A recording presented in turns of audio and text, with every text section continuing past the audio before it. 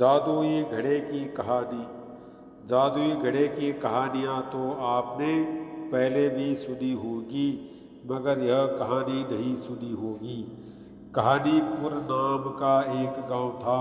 उस गांव में रहता था एक सीधा साधा रामू नाम का गरीब किसान। वह बहुत ही गरीब थे। उन बेचारों को कभी कभी एक समय का खाना भी नहीं मिलता था, जबकि वह दिन भर मेहनत से काम करता था। रामू के घर उसकी पत्नी ही उसके साथ रहती थी। एक बार क्या हुआ कि रामू खेत में काम कर रहा था, तभी अचानक उसका कुदाल जोर से किसी धातु से टकराया और तेज आवाज़ आई। बेचारा रामू घबरा गया। बोला, अरे ये क्या? उसने खोद कर निकाला तो वहाँ पत्थर का एक घड़ा निकला। खाली घड़ा और फूटी किस्मत। रामू सोचने लगा कि आखिर इस घड़े का मैं क्या करूँगा। उसने यह सोचकर घड़े को सेब के पेड़ के नीचे रख दिया। उसे वहाँ रख रामू अपनी खेती करने लगा। फिर दोपहर के समय वह अपना खाना लेकर सेब के पेड़ के नीचे खाने आ गया। भूखा थका रामू अचानक घड़े में देखता है तो यह क्या, घड़ा सेब से भरा था। उसने सोचा कि अरे इस खाली घड़े में सेब कौन भर गया।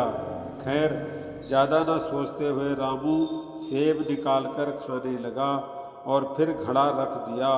वह अभी सेब खा ही रहा था कि तभी एक और सेब घड़े में गिर जाता है। फिर से पूरा घड़ा सेब से भर जाता है। घबराया रामू पूरी तरह हैरान हो गया, लेकिन तुरंत ही समझ गया कि ये कोई ऐसा वैसा घड़ा नहीं, बल्कि निश्चित ही कोई जादू का घड़ा है। फिर कुछ विचार करके रामू घड़े को लेकर अपने घर चला जाता है।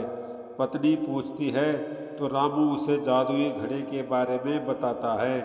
पत्नी रामू पर बिल्कुल भी विश्वास नहीं करती और यह साबित करने को कहती है। यह सुन रामू एक चावल का टुकड़ा लेकर जादुई घड़े में डाल देता है और देखते ही देखते घड़ा चावल से भर जाता है। पत्नी आश्चर्य से रामू को देखने लगी और खुश होकर रात का खाना खाया और सो गई। अगले सुबह रामू उस घड़े में कुछ सब्जियां डालता और सब्जियां निकालकर बाजार में बेचने की सोचता है। अब तो रोज ही ऐसा होता और फिर रामू ने बहुत धन कमाया और बड़ा सा घर बनवा लिया। गांव के सभी लोग चर्चा करने लगे कि कैसे रामू इतना अमीर हो गया, क्या उसके हाथ कुछ लग गया है। गांव में बड़े माहिर दो चोर थे। एक दिन इन चोरों को पता चला तो दोनों चोर दिन के समय रामू के घर जाकर छुपके देखने लगे। उन्होंने देखा कि रामू घड़े में एक सब्जी डालता तो जादुई घड़ा बहुत सी सब्जी से पूरा भर जाता। दोनों चोर बहुत खुश होते हुए चोरी करने का योजना बनाते हैं। चोर योजना के अनुसार आधी रात के समय रामू के घर घुस गए और वह रखा जादुई घड़ा चोरी करके अपने घर आ गए। एक चोर जादुई घड़ा को परखने के लिए उसमें एक सिक्का डाल देता है। हमेशा की तरह एक सिक्का बहुत सारे सोने के सिक्के बन गए। लालच बुरी बला होती है।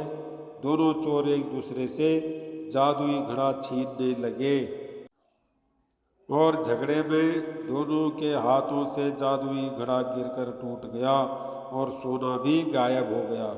इस प्रकार जादुई घड़ा न पहला चोर का हुआ और न ही दूसरे चोर का। दोनों हाथ धो बैठे।